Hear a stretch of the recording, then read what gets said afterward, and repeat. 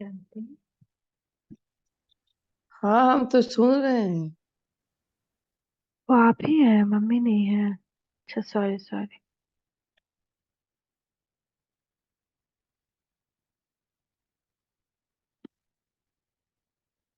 हम शांति बोलते हैं। हाँ हाँ मैं। मीठे मम्मी, मीठे बच्चे, उन्हें शरीर सहित सब चीजों से ममता निकालना है। जब तुम आत्मा पावन कर्मातीत बन जाएंगे, तब घर जा सकेंगे। तुम्हें शरीर सहित सब चीजों से ममत्व निकालना है। जब तुम आत्मा पावन कर्मातीत बन जाएंगे, तब घर में जा सकेंगे। कर्मातीत, हर चीज से अतीत, कोई भी कर्म खींचे नहीं। कभी बहुत सारा कर्म हम लोग को खींचने लगता है। कभी इसके लिए कुछ करना है, कभी उसके लिए कुछ करना है। इनफैक्ट सोना भी एक कर्म ना बहुत खींचता है। रात को देर होने लगता है तो मन को लगता है कि अरे अब कब सोएंगे, कब उठेंगे।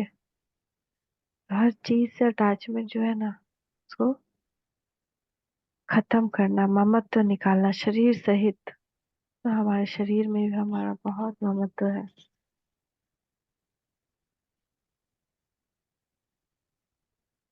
प्रश्न है, आत्मा को किस बात से बहुत डर लगता है, और वो डर क्यों? आत्मा को शरीर छोड़ने से बहुत डर लगता है, क्योंकि उसका शरीर में ममत्व हो गया है। अगर कोई दुख के कारण शरीर छोड़ना भी चाहता है, तो भी उसे पाप कर्मों की सजा भी तो भोगनी ही पड़ती है। संगम पर तुम बच्चों को कोई भी डर नहीं ना। ये भी डर है कि चलो अच्छा ठीक है, हम शरीर छोड़ेंगे भी तो हमको तो सजा मिलेगा ना उस वक्त, शरीर छोड़ते वक्त। तो ये भी डर होता है कि उस वक्त पाप कर्म का सजा भी भोगना पड़ेगा। संगम पर तुम बच्चों को कोई डर नहीं। क्यों डर नहीं? क्योंकि योग से विकर्म विनाश करते हैं। तुम्हें और ही खुशी है कि हम पुराना शरीर छोड़ बाबा के पास जाएंगे। दूसरा, हमको पता है हम आत्मा है, हम शरीर नहीं है। तो हम आराम से शरीर छोड़ेंगे और बाबा के पास जाएंगे। ये हमारे अंदर खुशी आ जाती है। हम और वेट करते हैं कब विनाश होगा, कब बाबा के पास जाएंगे। लेकिन तभी ये खुशी रहेगी जब हम अपना विकर्म विनाश कर रहे होंगे और नया विकर्म नहीं बना रहे होंगे। लेकिन अभी तक नया विकर्म बनना बंद नहीं हुआ है। ओम शांति। मीठे मीठे बच्चों को समझाया गया है।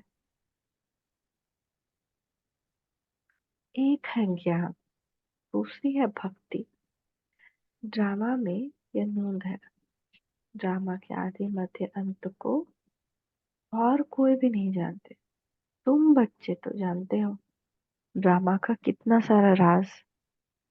बाबा ने बताया, डेली बता रहे हैं, अभी भी देखिए कितना राज खोलेंगे।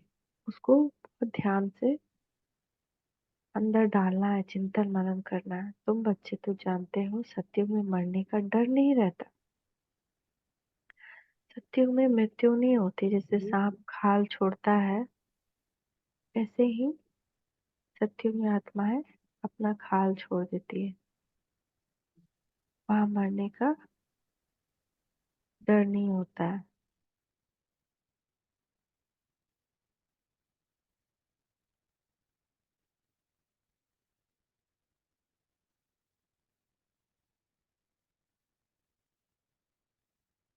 दुख की, रोने आदि की बात नहीं। यहाँ मरने से डर लगता है क्योंकि यहाँ पे नॉर्मली मरना नहीं ना होगा, मरने में बहुत कष्ट है यहाँ, इसलिए मरने से डर लगता है।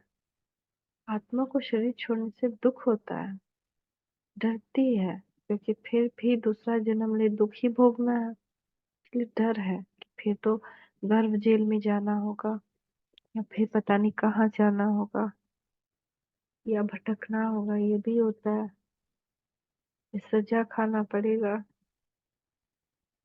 तुम तो हो संगम योगी, और फिर यहाँ मौत भी नेचुरल कम होता है। कभी कोई हार्ट अटैक से, कभी कुछ से कुछ। हार्ट अटैक को तो बाबा कहते हैं नेचुरल मृत्यु है, कलयुग का। हार्ट अटैक हुआ, चला गया। लेकिन बाकी सब चीज ना बहुत भोगना होता है, भोगना होता है। तो तुम हो ही संगम युगी, तुम बच्चों को पाप ने समझाया है। अब अश्विन अश्विन,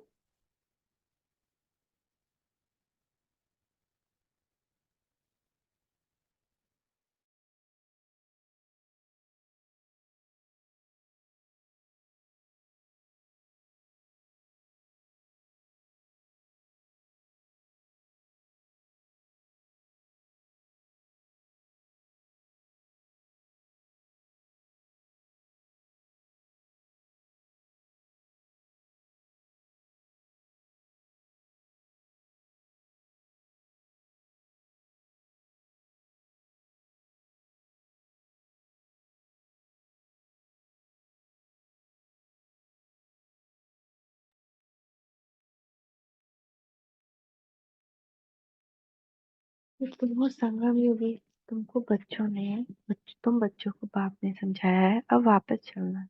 हाँ? घर जाना है। कहाँ है घर? अपना घर कहाँ है?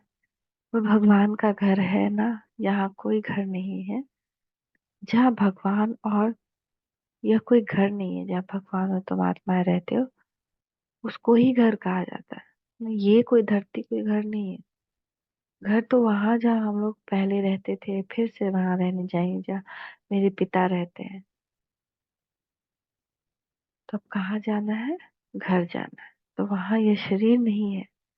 जैसे मनुष्य कहते हैं ना, हम लोग भारत में रहते हैं, घर में रहते हैं, वैसे तुम कहेंगे हम लोग अर्थात हम आत्माएं वहां अपने घर में रहती हैं। वह है आत्माओं का घर, यह है जीव आत्माओं का घर। कितना सुंदर राज है। वो आत्माओं का घर, ये जीव आत्माओं का, उसको कहा जाता है मुक्ति धाम। मनुष्य पुरुषार्थ तो करते हैं वहां जाने के लिए कि हम भगवान से जाकर मिले। भगवान से मिलने के लिए बहुत खुशी होनी चाहिए। यह जो आत्मा का शरीर है, इसमें आत्मा का बहुत मोह पड़ गया है।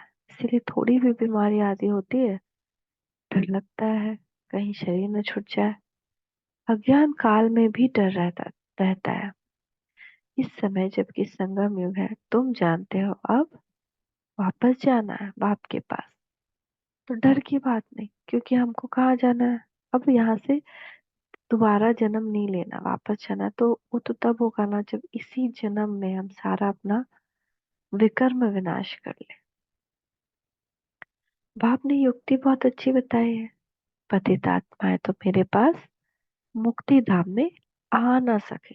जब तक हम पतित हैं, जब तक एक भी विकर्म का बोझा है, तब तक हम नहीं आ सकते। और हमारे ऊपर तो 63 जन्म का बोझा है। कैसे पता चलेगा बोझा है? अगर बोझा खत्म हो जाएगा हमारे ऊपर से ये विकर्म का, तो हमारा देवी देवता स्वरूप बाहर आ जाएगा। हमारे जीवन से सारी कठिनाई समस्या खत्म हो जाएंगी। हमारे आसपास की सब आत्माएं भी बदल जाएंगी, हम भी बदल जाएंगे। विकार का तो अंश मात्र भी नहीं रह जाएगा।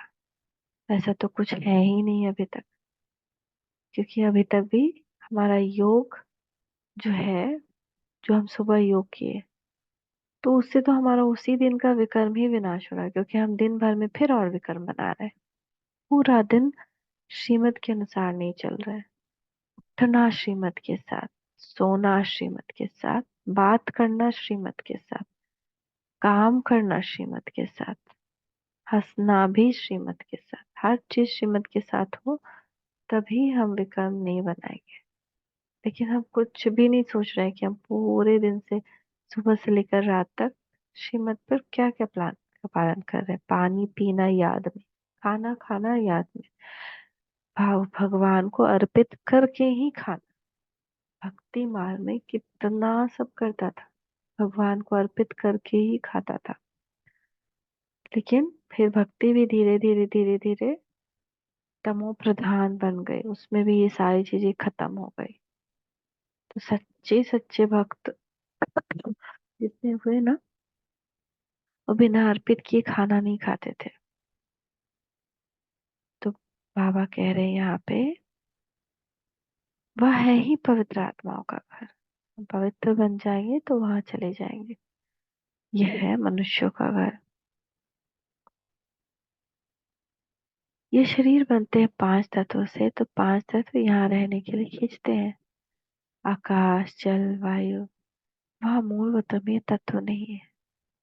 यह विचार सागर मंथन करने की युक्तियां हैं। आत्मा ने प्रॉपर्टी ली हुई है, इसीलिए शरीर में ममत्व हो गया है। नहीं तो हम आत्माएं वहां की रहने वाली हैं। अब फिर पुरुषार्थ करते हैं वहां जाने के लिए। बार बार याद दिलाना है खुद को, हमको घर जाना है, हमको घर जाना है, मैं आत्मा हूँ, मुझे घर जाना है। जब तुम पवित्र आत्माएं बन जाती हो तो फिर तुमको सुख मिलता है, दुख की बात ही नहीं ना। वही बाबा राज बता रहे हैं ना, जब हम पवित्र बन जाएंगे तो हमारे जीवन में दुख रहेगा ही नहीं, कोई कष्ट नहीं। सोना राजकुमार, राजाओं की तरह उठना, राजाओं की तरह, सब दुख ही खत्म हो जाएगा। प्रकृति भी हमारा कुछ नहीं बिगाड़ सकती।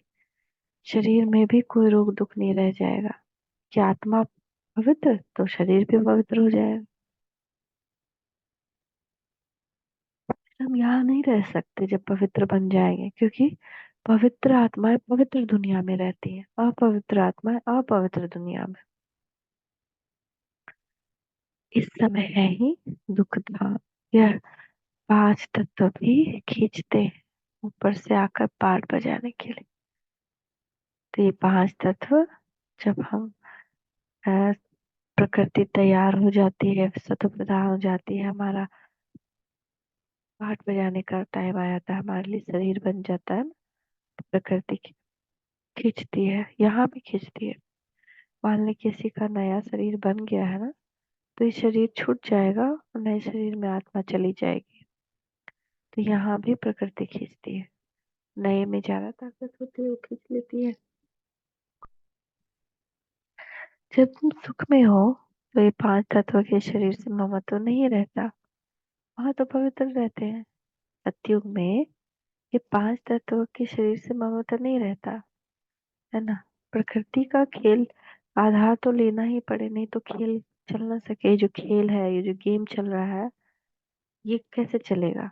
प्रकृति इसमें बहुत इंपॉर्टेंट रोल प्ले करती है, वो खींचती है आत्मा को, आत्मा फिर वो देह धारण करती है। ये खेल दुख और सुख का बना हुआ है। जब तुम सुख में हो तो पांच तत्व के शरीर से ममत्व नहीं रहता, वहां तो पवित्र रहते हैं। इतना ममत्व नहीं रहता शरीर में। इन पांच तत्वों का ममत्व भी छोड़ देते हैं, हम पवित्र बने। फिर वहां शरीर भी योग बल से बनते हैं, इसलिए माया खींचती नहीं है। यहाँ शरीर भोग बल से बना हुआ, वहां शरीर योग बल से बनता है, इसलिए माया वहां खींच नहीं सकती। इसलिए हमारा शरीर से अट्रैक्शन नहीं रहता है। वहां हमारा, वहां शरीर योग बल का, इसलिए दुख ही नहीं है। ड्रामा कैसा वंडरफुल बना हुआ। तो डेली हम और आप अलग अलग से पढ़ रहे थे ना ड्रामा के राज। आज बाबा और अब घर जाना है, आज बाबा दोनों ही पॉइंट्स मुरली में ही डाल रहे हैं कि देखो कैसा कैसा ड्रामा का राज है। यह भी बड़ी महीन समझने की बात है। जो अच्छे बुद्धिमान है और सर्विस में तत्पर रहते हैं, वो अच्छी रीति समझा सकते हैं। बाप ने कहा धन दिए धन ना खूटे। दान करते रहेंगे तो धारणा भी होगी। अगर हम ज्ञान का दान करेंगे तो हमारी धारणा भी पक्की होती जाएगी। नहीं तो धारणा होना मुश्किल है। किसी को सुनाएंगे ना तो अपने आप ही वो पॉइंट्स निकलते जाएंगे अंदर से। नहीं सुना रहे हैं तो फिर मुश्किल है। ऐसे मत समझो लिखने से धारणा हो जाए। हाँ, लिखकर किसका कल्याण करने के लिए पॉइंट्स भेज देते हैं, वो और बात है। खुद को तो काम में नहीं आती है, कोई तो कागज लिखकर फालतू फेंक देते हैं। यह भी अंदर में समझ होनी चाहिए कि मैं लिखता हूँ फिर वह काम आता है, लिखकर फेंक दिया तो उससे क्या फायदा। यह भी जैसे आत्मा अपने आप को ठगती है। यह तो धारण करने की चीज है, बाबा ने कोई लिखा हुआ थोड़ी कंठ किया है।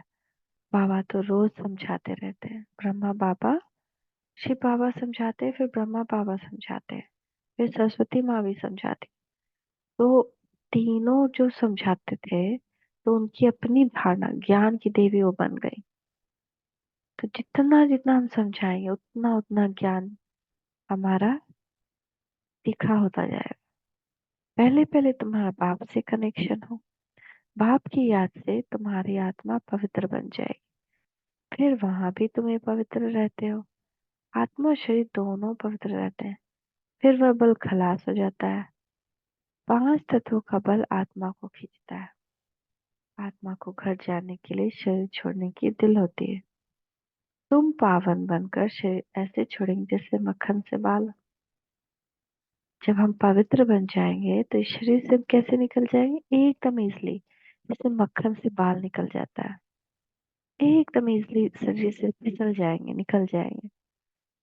आत्मा घर जाने के लिए शरीर छोड़ने की दिल होती है। अब हम लोग को घर जाना है तो अब हम लोग का मन करता है कि एकदम से पवित्र बन जाए, इस शरीर से मक्खन की तरह निकल जाए और अपने घर चले जाए।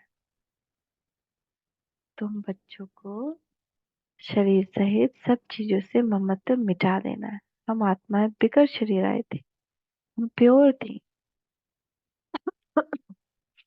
तो ये बात समझना है, हमको अपना ममत्व मिटाना ही होगा। वो आत्मिक स्थिति से आएगी। मैं आत्मा हूँ, शरीर नहीं हूँ। शरीर अलग, मैं आत्मा अलग। शरीर डब्बा, मैं आत्मा डायमंड।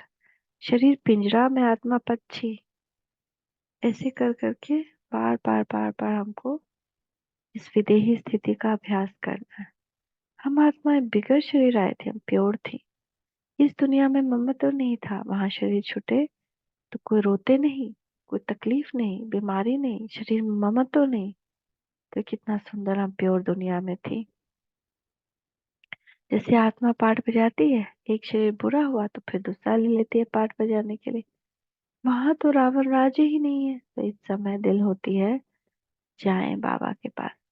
बाबा कहते हैं मुझे याद करो, ये ज्ञान बुद्धि में है। बाबा कहते हैं पवित्र बनकर आना है। अभी तो सब पतित है, इसलिए 5 तत्वों के पुतले से मोह हो गया है, इनको छोड़ने की दिल नहीं होती। नहीं तो विवेक कहता है शरीर छूट जाए, हम बाबा के पास चले जाए।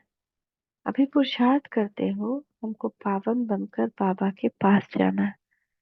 बाबा ने कहा तुम तो मेरे थे, अब फिर मुझे याद करो। तो आत्मा पवित्र बन जाएगी।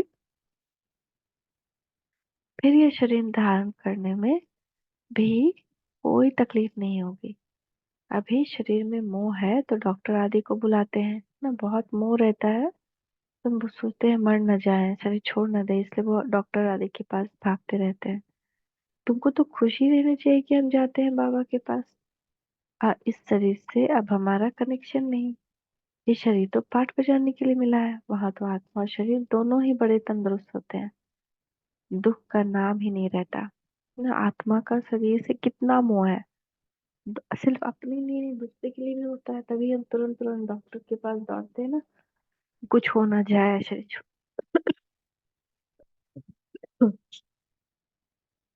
लेकिन हमको अब हर तरह से अपना मोह खत्म।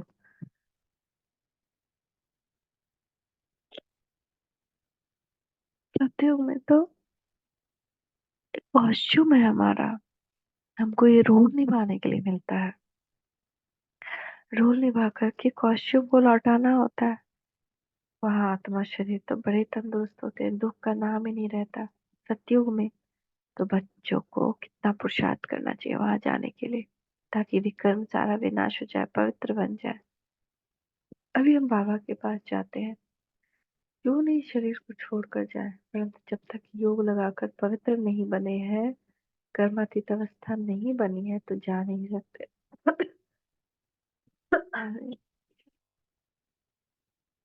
ये भी बात है कि जब तक हम योग लगाकर पवित्र नहीं बने हैं, हमने कर्मातीत अवस्था नहीं पाई है। यानी हम हर एक कर्म से डिटैच, कर्म कर तो रहे हैं लेकिन वो कर्म हमको खींच नहीं रहा है, तब तक नहीं जा सकते। वो एक भी ब्राह्मण आत्मा बची है तो अपना बिना अपने प्रतिज्ञा को पूरा किए नहीं जा सकते। यह ख्यालात अज्ञानी मनुष्यों को नहीं आ सकते। तुम बच्चों को आएंगे। अब हमको जाना है, अब घर जाना है।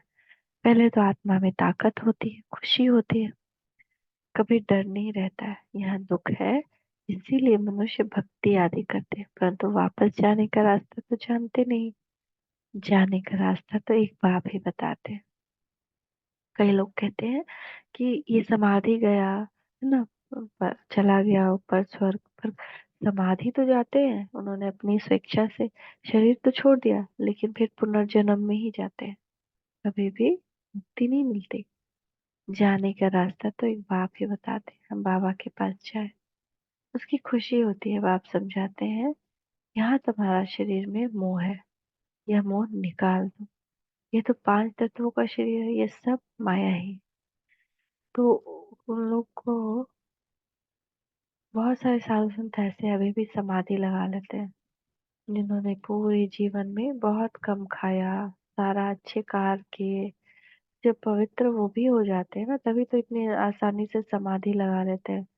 वो भी शरीर से आराम से निकल जाते हैं, लेकिन फिर मुक्त तो नहीं होते हैं, फिर भी पुनर्जन्म में आते हैं। लेकिन हम क्या करते हैं, हम यहाँ पे बाप की याद में पवित्र बनते हैं, और इस पवित्रता को धारण कर अपने घर भी जा सकते हैं, दूसरों को मुक्त भी करा सकते हैं, और सत्य उगाते हैं फिर बाद में मुक्ति धाम। डर नहीं रहता। यहाँ दुख है, इसलिए मनुष्य भक्ति आदि करते हैं। दुख रहता तभी तो मनुष्य भक्ति करते हैं, परंतु वापस जाने का रास्ता जानते नहीं। जाने का रास्ता तो एक बाप ही आकर बताते हैं। हम बाप के पास जाए, उसकी खुशी होती है। बाप समझाते हैं, यहाँ तुम्हारे शरीर में मोह है, यह मोह निकाल दो। ये तो पांच तत्वों का शरीर है, ये सब माया ही है। इन आंखों से भी ये जो तुम कुछ आत्मा देखती है, सब माया ही माया है। यहाँ हर चीज में दुख है, कितना गंद है। स्वर्ग में तो शरीर भी फर्स्ट क्लास, महल भी फर्स्ट क्लास मिलेगी, दुख की बात ही नहीं। कैसा बना हुआ खेल है, ये तो चिंतन में आना चाहिए ना। बाप कहते हैं और कुछ नहीं समझते हो, अच्छा बोलो बाप को याद करो, तो विकर्म विनाश हो जाएंगे, स्वर्ग में चली जाएंगे। हम तो आत्मा है, ये शरीर रूपी तुम बाद में मिला है, इनमें हम क्यों फंसे हैं। बाप समझाते हैं, इसको रावण राज्य कहा जाता है। रावण राज्य में दुख ही दुख है, सत्युग में दुख की बात नहीं। अब बाबा की याद से हम शक्ति लेते हैं, क्योंकि कमजोर बन गए हैं। देह अभिमान है सबसे कमजोर बनाने वाला। तो बाप समझाते हैं, ड्रामा बना हुआ है, यह बंद नहीं हो सकता। मोक्ष आदि की बात ही नहीं है, ये तो बना बनाया ड्रामा है। कहते भी है, चिंता ताकि कीजिए।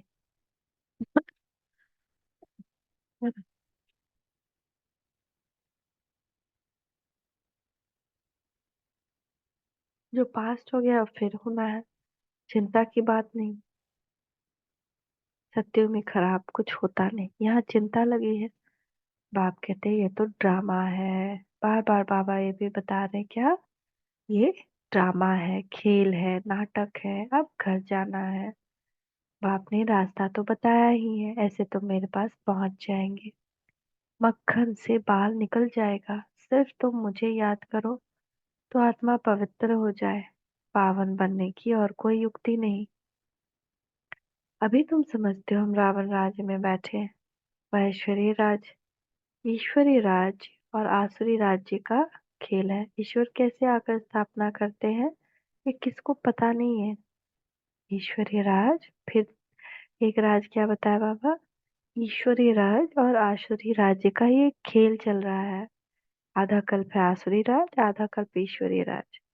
और ईश्वर कैसे आकर स्थापना करते हैं, अभी किसी को पता नहीं। बाप को ही ज्ञान का सागर कहा जाता है, वही आकर सब समझाते हैं। अभी तुम सारा ज्ञान समझ रहे हो, फिर ये सारा ज्ञान भूल जाएगा। जिस पढ़ाई से हम ये पद पाते हैं, ये सब भूल जाता है।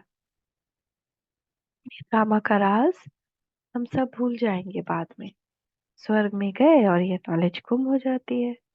भगवान ने डबल सिताज कैसे बनाया, वह कुछ भी नहीं जानते, यह भी नहीं जानता था। तो दूसरे शास्त्र आदि पढ़ने वाले क्या जाने, ब्रह्मा भी नहीं जानता था, उनको टच भी नहीं होगा। तुम आकर सुनते हो तो तुमको झट टच होता है ना। दूसरे शास्त्र आदि जो देवी देवता के धर्म वाले हैं उनको टच नहीं होगा, लेकिन हमको तुरंत टच होता है जब हम सुनते हैं कि हाँ, सच है सारा गुप्त। बाप सुनाते हैं, देखने में आता है क्या, समझ में आता है। आत्मा को देखा है क्या, समझते हैं आत्मा है, दिव्य दृष्टि से देखा जा सकता है। बाप कहते हैं देखने से क्या समझेंगे, क्या फायदा, आत्मा तो छोटी बिंदी है, आत्माएं अनेक है। 10-20 का तुम साक्षात्कार करेंगे, एक से तो कुछ पता न पड़े, समझ भी न सके। अगर एक साथ 10-20 हो तो दिखा समझ में आए कि हाँ, डॉट डॉट डॉट डॉट। लेकिन एक हो तो कहीं भी एक डॉट है, समझ में भी नहीं आए। बहुतों को साक्षात्कार होता है, मालूम किससे बड़ी आत्मा है कि परमात्मा। आत्मा परमात्मा का साइज तो एक ही है, खाली शक्ति अलग अलग है। तो अगर कोई भी डॉट देख ले तो पता कैसे चलेगा कि आत्मा है कि परमात्मा। फर्क का मालूम ही नहीं पड़ता। बैठे बैठे छोटी छोटी आत्माएं देखने में आती हैं, ये थोड़ी पता पड़ता है कि आत्मा है व परमात्मा है। अभी तुम जानते हो कितनी छोटी आत्मा में कितनी ताकत है। आत्मा तो मालिक है, एक शरीर छोड़ दूसरे शरीर में प्रवेश करती है पार्ट बजाने के लिए, अपना रोल निभाने के लिए। कितनी कुदरत है। शरीर बीमार हो पड़ता है या कोई दिवाला आदि निकालते तो समझते इससे तो शरीर ही छोड़ दे, आत्मा निकल जाएगी, दुख से छूट जाएगी। लेकिन ऐसा होता नहीं। परंतु पापों का बोझा जो सिर पर है वो कैसे छूटेगा। शरीर छोड़ देने से पाप तो नहीं खत्म हुआ ना, और दुख तो पाप के कारण है, शरीर के कारण नहीं है। कई लोग आत्महत्या कर लेते हैं दुख से, लेकिन आत्मा का हत्या फिर भी नहीं होता उस वक्त। आत्मा तो आजा हमारा विनाशी है, देह हत्या होता है। हाँ, जैव हत्या होता है, देह का हम हत्या करते हैं। देखिए तो ये अक्षर भी रॉन्ग है, आत्महत्या, आत्मा का हत्या। और दुख भी खत्म नहीं होता, क्योंकि भले ही देह खत्म हो गया लेकिन पाप का बोझा तो आत्मा के ऊपर होता है ना, तो वो कैसे छूटे। तो तुम पुरुषार्थ करती हो कि याद से पाप विनाश हो जाए। रावण के कारण बहुत पाप हुआ है, इससे छूटने का रास्ता बाप बतलाते हैं। सिर्फ कहते हैं मुझे याद करते रहो, याद करते करते शरीर छूट जाए, तुम्हारे पाप आदि सब खत्म हो जाए। याद करना भी मासी का घर नहीं है, याद करना इतना इजी नहीं है। मुझे याद करने के लिए माया तुमको बहुत हैरान करती है, घड़ी घड़ी बुला देती है। बाबा अनुभव भी सुनाते हैं, मैं बहुत कस कोशिश करता हूँ, पर फिर भी माया अटक डालती है भी दोनों साथ इकट्ठे। इकट्ठे होते भी घड़ी घड़ी भूल जाता हूँ। भगवान तो, शिव बाबा तो ब्रह्मा के तन में ही है, इकट्ठे हैं, फिर भी भूल जाते हैं, बड़ा कठिन है। घड़ी घड़ी ये याद पड़ा, फलाना याद पड़ा। तुम तो बहुत अच्छा पुरुषार्थ करते हो। कोई तो गपोड़े भी मारते हैं, 10-15 दिन चार्ट लिख कर छोड़ देते हैं। इसमें बहुत खबरदारी रखनी है, ये बहुत बड़ा श्रीमत है, और नहीं लिखते हैं चार्ट तो इस श्रीमत की अवहेलना है, एक विकर्म बना रहे हैं।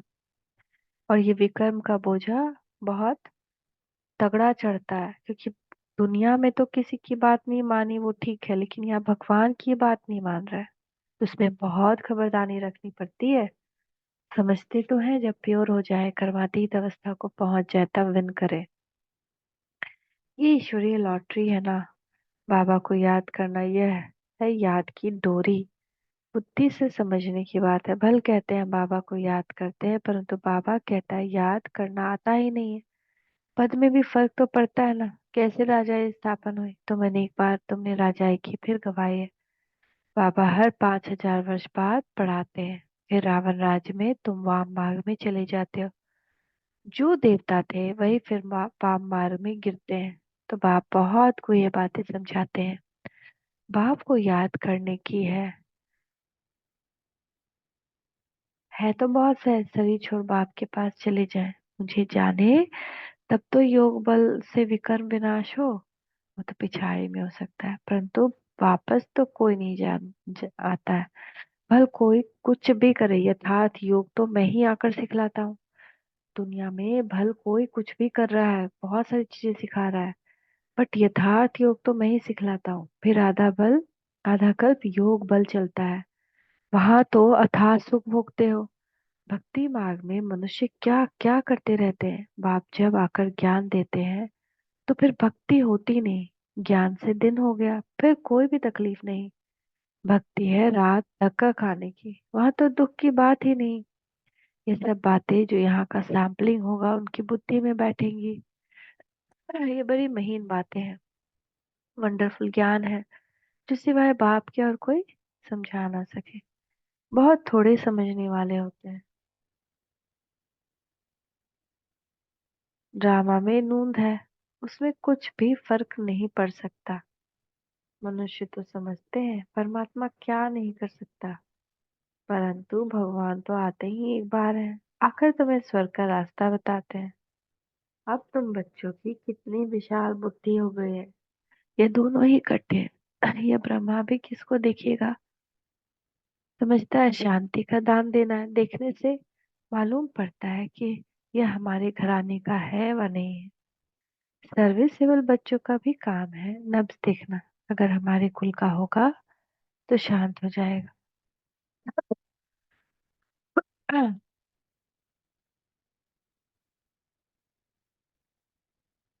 कितना अच्छा बात है ना।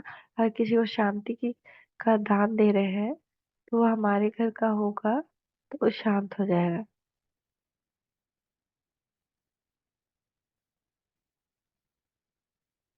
मीठे मीठे से खिलते बच्चों प्रति माता पिता बाप दादा का याद प्यार गुड मॉर्निंग। रूहानी बाप की रूहानी बच्चों को नमस्ते। रूहानी बच्चों की रूहानी माता पिता बाप दादा को याद प्यार गुड मॉर्निंग। नमस्ते बाबा नमस्ते, शुक्रिया बाबा शुक्रिया। धारणा के लिए मुख्य सार। पावन बन बाप के साथ घर जाने के लिए इस पांच तत्वों के पुतले से ममता नहीं रखना है। शरीर छोड़ने का डर निकाल देना है। दूसरा, याद की यात्रा का चार्ट बड़ी खबरदारी से बढ़ाते रहना है। योग बल से आत्मा को पावन बनाए। कर्मातीत बन ईश्वरीय लॉटरी को विन करना है। योग बल से आत्मा को पावन बनाए, कर्मातीत बन ईश्वरीय लॉटरी को विन करना है, चार्ट रखना है। वरदान। देखिए बाप दादा का वरदान ही है सबसे मस्तक के ऊपर। बाबा कह रहे हैं, मीठे बच्चे, सिद्धि को स्वीकार करने के बजाय सिद्धि का प्रत्यक्ष सबूत दिखाने वाले शक्तिशाली आत्मा भव। अब आप सबके सिद्धि का प्रत्यक्ष रूप दिखाई देगा। कोई बिगड़ा हुआ कार्य भी आपकी दृष्टि से आपके सहयोग से सहज हल होगा। कोई सिद्धि के रूप में आप लोग नहीं कहेंगे कि हाँ यह हो जाएगा, है ना। हम सिद्धि को स्वीकार करना यानी हम सोच ले कि हम मेरे पास ये सिद्धि है और फिर हम किसी को कोई राय दे रहे हैं कि चाहो तुम्हारा ये काम हो जाएगा, वो नहीं। लेकिन आपका डायरेक्शन स्वतः सिद्धि प्राप्त कराता रहेगा। लेकिन हम जो डायरेक्शन देंगे वो कि ऐसे करो ऐसे करो ऐसे करो, तो स्वतः वो सिद्धि प्राप्त कराता रहेगा तथा प्रजा जल्दी जल्दी बनेगी। सब तरफ से निकलकर आपकी तरफ आएंगे। यह सिद्धि का पाठ अभी चलेगा, लेकिन पहले इतने शक्तिशाली बनो जो सिद्धि को स्वीकार न करो, तब प्रत्यक्षता होगी। सिद्धि को हमको बुद्धि में स्वीकार नहीं करना है कि हाँ मैं योग कर रही हूँ तो मैं 12 सिद्धि स्वरूप बन गई। लेकिन वो सिद्धि अपने शुद्ध कर्मों से, अपनी पवित्रता से स्वतः आएगी। ऐसे आएगी कि हम जो भी काम करवाएंगे वो होता जाएगा होता जाएगा। तो वो अपने आप होगा। उस कॉन्शियसनेस में आकर के कर्म नहीं करना है कि हाँ मेरे पास तो जीवन दान देने की सिद्धि है तो इसको हम कहेंगे जीवन क्या उसको कहते हैं, दीर्घायु भव। ऐसे सोच के हम किसी को वरदान दे रहे नहीं, उसको हम करेंगे कि देखो तुम ऐसे करो तो तुम्हारा रोग ठीक हो जाएगा। ऐसे हम उसको एडवाइस दे रहे हैं। तो ऐसे नहीं जरूरी है कि उससे करने से ठीक ही होगा, लेकिन हमारे डायरेक्शन देने के कारण उसमें सिद्धि आ जाएगी उस कर्म में, और वो कर्म सिद्ध हो जाएगा और उसके वो ठीक हो जाएगा। जैसे हम कहे कि चलो मान लीजिए सचमुच में हल्दी दूध का कोई इफेक्ट नहीं होता है। मतलब एग्जाम्पल बता रहे हैं, मान लीजिए ऐसा नहीं होता होगा, लेकिन अगर हमारे अंदर वो सिद्धि की प्रत्यक्षता आ रही है तो हम कॉन्शियसनेस में नहीं कहेंगे कि लो तुमको मैं आशीर्वाद देता हूँ दीर्घायु भव, और वो दीर्घायु हो जाए, या निरोगी भव निरोगी हो जाए। लेकिन हमारे अंदर जो पावर आता जा रहा है वो अपने आप ही बिना अनकॉन्शियसली हम जो उसको कर्म कहेंगे ना, उससे उसका फायदा होता जाए। हम उसको कहेंगे देखो जाओ हल्दी का दूध पी लो, इससे तुमको फायदा हो जाएगा, तुम ठीक हो जाओगे। हम तो अनकॉन्शियसली कह रहे हैं, मतलब एक सही भावना से कह रहे हैं, सिद्धि की भावना से नहीं कह रहे हैं। लेकिन हमारे जो अंदर सिद्धि की शक्ति आ रही है उससे वो जाएगा और उसका एक बार में ठीक हो जाएगा। जैसे हम रहम भावना है, तो हम रहम भावना से किसी को कह रहे हैं नहीं नहीं आज तुम्हारा काम हो जाएगा। तो ये जैसे ये हम प्रत्यक्ष दिखाई दिया। कैसे प्रत्यक्ष? एक एग्जांपल और बताते हैं। जैसे एक कैंसर का पेशेंट के लिए पैसा मांगने आया और बाबा मना किए हैं पैसा देने के लिए, और मेरे दिल में बहुत रहम का भावना था। तो हम बोले हम इस रहम की भावना से बोले, सिद्धि की भावना से नहीं, रहम की भावना से बोले आज ही बच्चे का ऑपरेशन होगा, और जरूर होगा, और सब पैसा का इंतजाम भी हो जाए। और उसी दिन बच्चे का ऑपरेशन भी हो गया और पैसा का इंतजाम भी हो गया। तो ऐसे मतलब एक नेचुरल दया भावना करुणा, इससे हम जो करेंगे हमारे अंदर जब स्थिति आती जाएगी तो दूसरे की चीजें सही होती जाएंगी, ठीक होती जाएंगी। हम किसी पे प्यार से हाथ रखते रहे, नहीं नहीं बच्चा तुम ठीक हो जाओगे, तुम स्वस्थ हो जाओगे, और वो स्वस्थ हो जाएगा। लेकिन हम उस कॉन्शियसनेस में नहीं है कि हमारे अंदर वो सिद्धि आ रही है। हम सिद्धि स्वरूप के कॉन्शियसनेस में होकर ये नहीं कह रहे।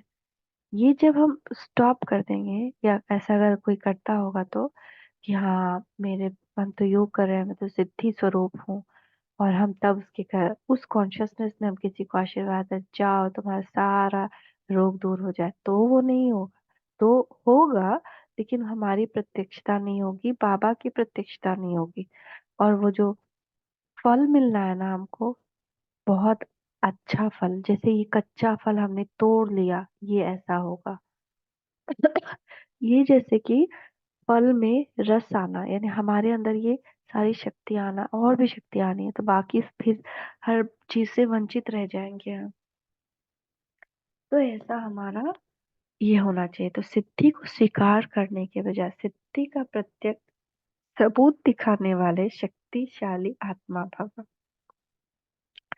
बाबा कह रहे अब ऐसा पाठ चलेगा, सिद्धि की प्रत्यक्षता होगी जब जो भी काम बिगड़ा हुआ किसी का होगा, जैसे हम कहेंगे वो होगा। अगर कोई भय में है, हमारे बोल उनको भय से मुक्त कर देंगे, कई तरह से ये पाठ होगा। अगर कोई दुखी है, हमारे बोल उन्हें सुख पहुंचाएंगे। या हमारी हमारी दृष्टि पड़ते ही वो आत्मा सुख का अनुभव करेगी। और उल्टा भी होगा, इसलिए इससे भी बचना है। अगर हमने क्रोध में आकर किसी को कटु वचन बोल दिया, कुछ बुरा बोल दिया, तो वो भी सिद्ध होगा, और उसके लिए अभिशाप और हमारे लिए पाप, बहुत बड़ा पाप। कि हम कहें जैसे जाओ भागो यहाँ से, जो करना है करो, तुमको नरक ही में जाना है नरक में जा, गर्त में जाना है जिस गर्त में चल जाओ। ऐसे हम बोले तो वो आत्मा का पतन हो जाएगा। तो इससे भी बचना है। किसी को क्रोध में देखे तो आत्मा का जीवन अंधकार से भर जाएगा, तो वो भी नहीं करना है। एकदम अलर्ट, अब एकदम वो वाली स्थिति हमारी होने वाली है, हो गई है एक्चुअली। जब भी ब्राह्मण आत्मा बने उस समय से बोल की सिद्धि स्टार्ट हो जाती है। तो बोल ऐसे बोले जिससे दूसरे का कल्याण हो।